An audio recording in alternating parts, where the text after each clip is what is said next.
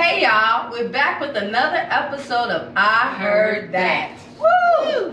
This week we have something brand new for you guys because we went to see the movie The Photograph. Grown and sexy. So this will be our first, as Tina said in our little trailer, non-book review. Right. Once again, I'm Tanya. I'm Tina. I'm Charles Ed. And if you like our videos, please, please, please hit the subscribe button for both our YouTube and our Facebook channel. And the links will be held below. I almost forgot to give y'all the little disclaimer or the little commercial because I was so excited to get right into the discussion. The Photograph. All right, it is a movie starring Issa and Lakeith Stanfield.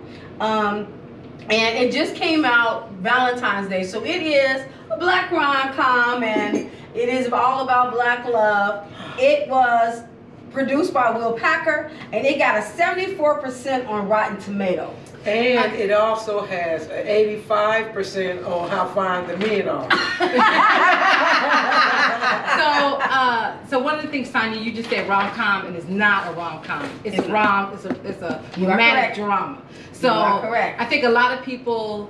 Okay, we're gonna get into it, right? We're just getting into it. All right, let's just go. So of course, after I saw the movie, I looked at all the reviews and was hearing what people were saying about it and everything. And I think a lot of people are wrong.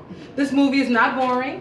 Okay. It's not slow. I think that this movie shows to me what healthy, non-toxic relationships look like. Okay. And I think people are used to the drama and the dramatic all the time, and this movie doesn't do it.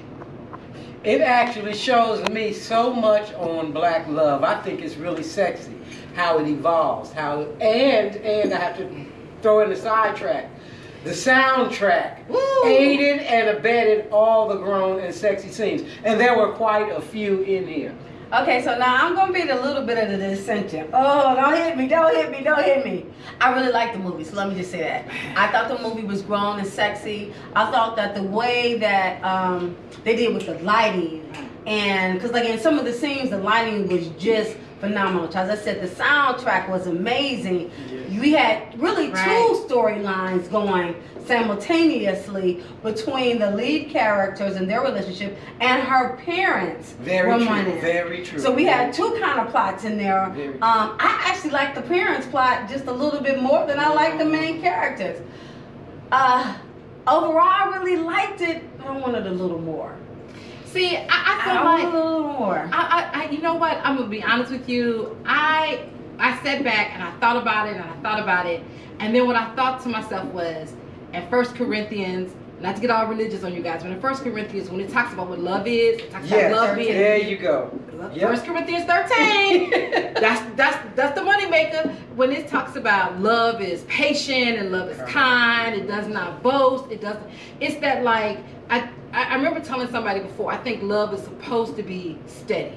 It's not supposed to be like just it's always fought with like dramatic issues or whatever else. And the one thing I liked about Issa Rae and Lakeith's relationship, May and Michael, was that it just seemed to happen smooth. Like it just was smooth to me. You know what? As you were speaking, you know what words came to my mind? What? Like they were a slow burn. Yes. Yes, they were. That it was a slow burn. Yeah. It ain't they were hot and heavy. So let me not say that, because they was giving some looks and some smolderings and some. You can see how the love manifested itself through the facial expressions and the way that they were relating to one another, not through words, but through their actions and their looks. Because them looks, baby. But they let it evolve. Yes. Right. I just think that it was refreshing not to have just so much angst and everything else kind of thrown at you, and it was just like that was just about them. They were both educated, they both looked good, they had good jobs. I mean, Issa Rae's apartment, oh my God. Down to the last short body.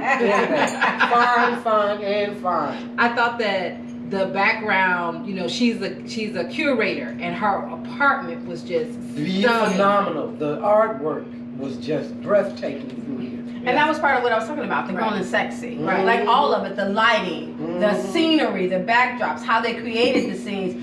even juxtaposing her apartment in New York to her father's house in New Orleans. Right. And so you get like, here she is with a little more affluence, but his apartment felt warm and inviting. Right. Even though he didn't have as much stuff, you know, I don't know about y'all, but my grandmama had the little kitchen. And his kitchen was the kind of kitchen that you just come to, pull up a chair and tell all your issues. All your business. Right. It would be right there at that table. It was the kind of place, you know, we always talk about, like, we would go down south and we would sometimes get there at 2 o'clock in the morning, and my aunt would have cooked an entire spread for us by the time we got there. That's what the father's place was like. You come off the road, he has his crab boil ready, he's welcoming you in, you come down and you sit and you're ready to just kind of get the weight of the world off your shoulders. So I think they did a really good job in creating these atmospheres and these worlds, and the background. Like I said, it's even like in the more intimate scenes, the way that the lighting was hitting. So it was a lot going on without nothing going on. Right. Yes. And I also felt like in this movie, I think the thing that I like Tanya said, the parents' love saga. Okay, you guys, it's spoilers all in this. So we didn't say it earlier. And if you remember one of the very first movies that we did reviews, they were saying spoilers. I think there's been a lot of spoilers, and it has not been me. I crab boil ain't no spoiler. Okay, so anyway, I'm just saying. So in this movie, when the parents and they were talking, and you know their relationship, I felt the angst of that situation where it's like, you know, within her, within her, like, cause they're like, I know I'm bigger. She was like, I need something bigger than this. Yes. And if I stay here, I'm going to I know this is not going to work for me, and I love you. I want you to come with me. Yes. And knowing that she had no choice, like if I stay, I'm gonna be resentful. It's gonna be horrible, and all the rest of that. And then when she said, when the very beginning of the movie, when she's talking and she says, you know, I wish I could have poured, you know, the same energy I poured into loving. Oh, yeah. That was just, it's powerful because she took, like, in her mind, she left him and she should have came back. And the fact that both of them spoke their own truths, I was afraid, both of them. I was afraid to tell, and I was afraid to ask. Yes, but that's why I said I actually like the parents' relationship more than I like the main characters. And I think for the same reason that you're talking about, that young lady, the mama, let me grab her name.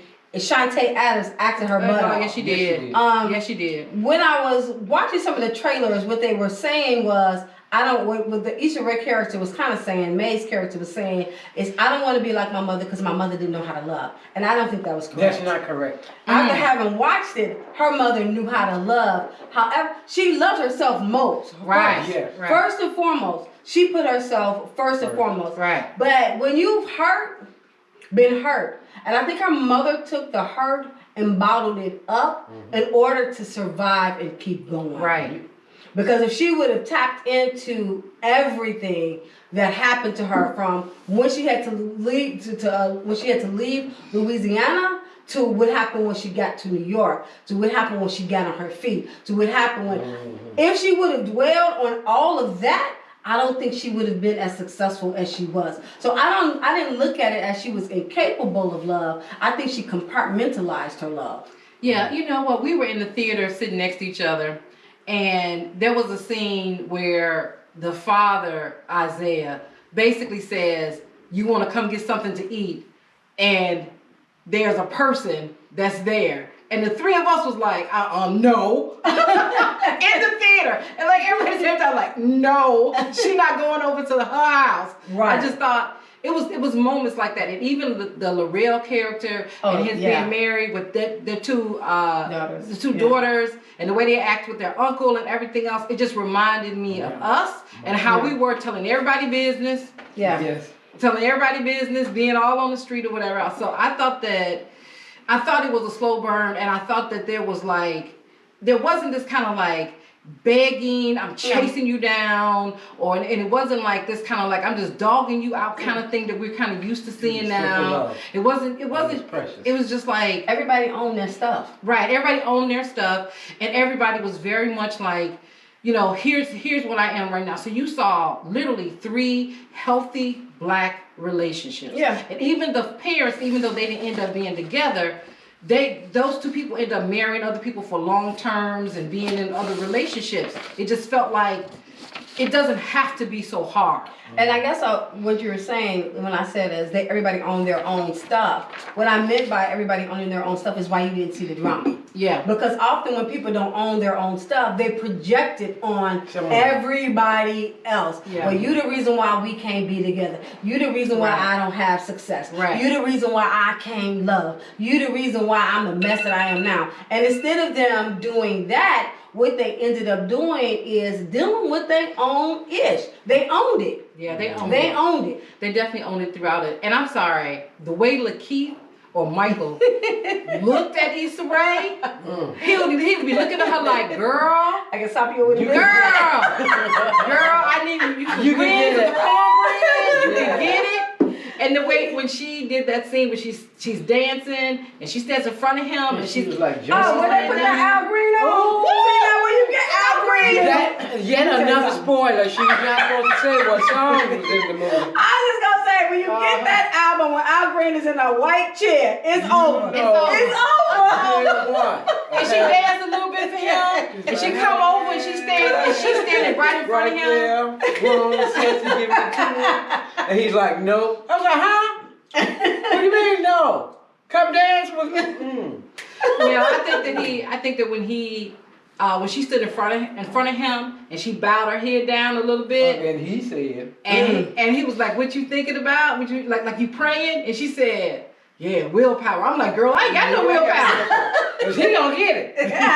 I like clearly they didn't have. Yeah. I'm like, That's actually one of my favorite lines. And I was gonna say, I love Lil Rel's character in this. He did provide a little levity and Right. comic relief, Right. but it wasn't so much that it kind of overtook it.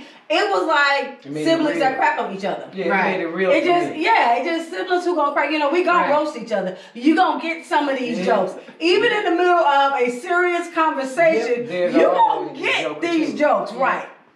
Yeah, so that was I think that it was really good. So ladies, and we can't do the whole like you can watch all the canon situation, but we can do a rating. So from 1 to 10, the photograph. Miss Charlesette, I'm giving it a 8. Miss Tanya. I would have said a 9. Ooh, dang, I'm going 9.5. And I said, like I said, I wanted a little more. A little more, But- because I like a little action, a little thoughtness in my. See, They didn't have a They ratchet didn't level. have no ratchet in here at all. which is why I loved it. Thank you, 9.5. None. It's up Not there for at me, all. up there with Not Love a scratch, Jones. And you know, not a that was the hidden first girlfriend. we're ending it, but let me just say this. When I was thinking about black romantic dramas or black romantic movies, the first movie that came to my mind to compare this to was Love Jones. Yeah, Love Jones. That's it, baby. All right. Thank you guys. That was just I heard that. Yes, this has been another episode of I Heard That.